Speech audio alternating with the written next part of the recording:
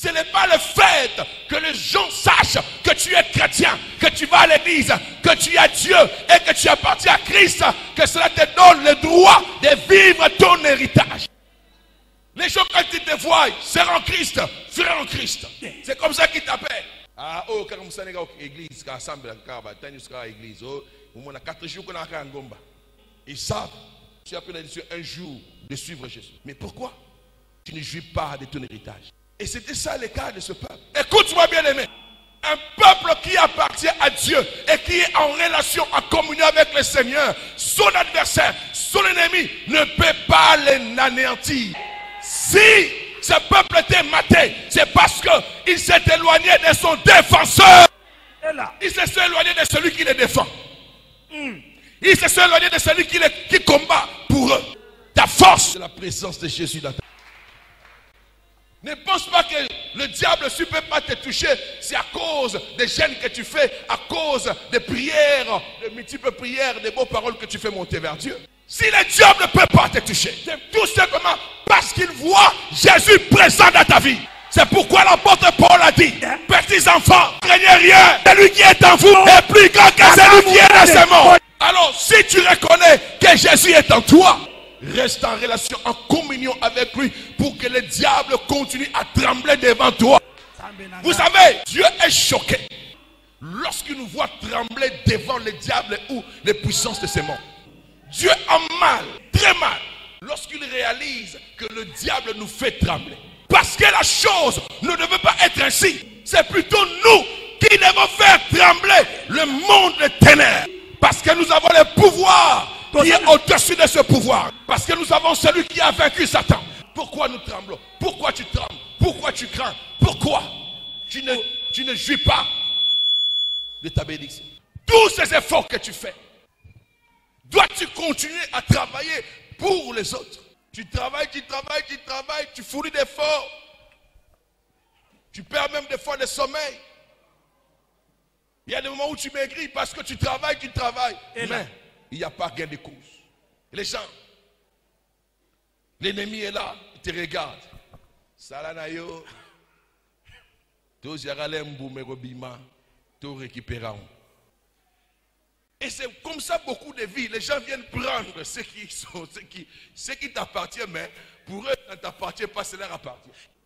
Ils attendent que toi tu travailles, tu fais des efforts, ils viennent, ils prennent. Non, bien aimé, il faut que cela termine. Jusqu'à quand tu ne jouiras pas de ta bénédiction? Jusqu'à quand tu ne mangeras pas les fruits de ta sueur, de tes efforts? Quelle voie as-tu emprunté? Sur cette voie, regarde bien, tu n'as rien gagné. Il n'y a que des larmes, il n'y a que de lamentation, que des chèques de perte. Et pourquoi persister sur cette voie qui ne t'apporte rien? Alors qu'il y a une personne qui a tout pour toi et facilement qui attend que tu puisses te tourner vers lui. Dans quel malheur tu te trouves? Dieu attend que ton cœur se rapproche de lui. Dieu attend que tu te détournes de cette mauvaise voie et que tu reviennes à lui, tu cries à lui. Jésus est celui qui ne met jamais en dehors ceux qui viennent à lui. Il ne ferme pas ses oreilles à ceux-là qui crient à lui. Oh bien-aimé, que dans cette semaine, Dieu puisse résoudre ton problème au nom de Jésus.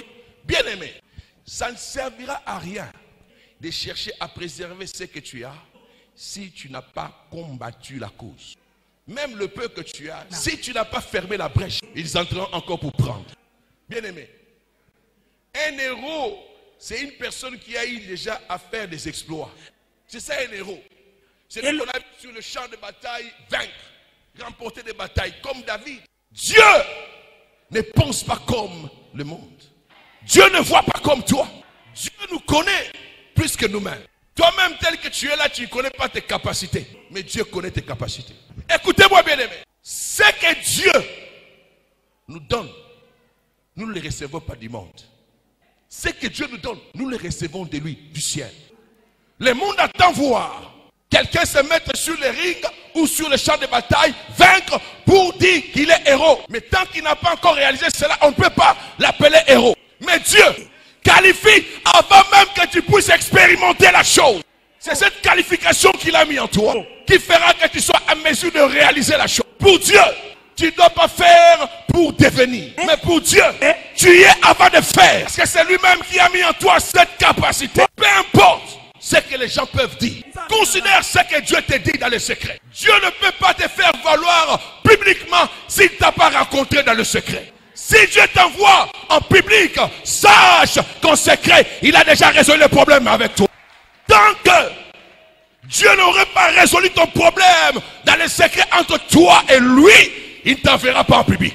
S'il t'envoie, s'il te demande d'agir, aie confiance, sache que dans le secret, c'est déjà réglé. Vaillant héros, l'Éternel est avec toi. Va avec la force que tu as. Personne d'entre nous n'accepte dans sa vie tout ce qu'il fait mal sans pour autant réfléchir comment répondre ou résoudre cela. Combien de fois nous accusons Dieu au lieu de regarder d'abord qu'est-ce qui a fait que ceci arrive. Oh, na sali bangomba, ane mobimba, na pesi batim, ba offrande. Mais pourquoi? Si c'était arrivé, c'est parce que il s'était éloigné de Dieu. Bien aimé, Dieu voulait faire comprendre à Gédéon. Ce n'est plus le temps d'histoire. Ce n'est plus le temps du passé. Oh, quand le Dieu était avec nos pères, il est sorti, voilà. Ce n'est plus le temps qu'on te raconte. Alléluia. Gédéon, maintenant, c'est le temps que moi-même, je suis venu en personne. Pour que ça ne soit plus d'histoire. Mais le temps que toi-même, tu puisses faire l'expérience. Oh my God. Le Seigneur veut que tu sors de l'histoire. C'est le temps que tu vives toi-même les choses. Qu'on dise que non, le Dieu est là. Le Dieu de l'archi avait fait ceci avec l'archi. Il a fait ceci avec celui-là. Non, Dieu veut que ce même Dieu, qui est le Dieu de l'archevêque, dans ce temps ici, il fasse des choses avec toi. Ce n'est plus le temps de l'histoire. C'est le temps de l'expérience.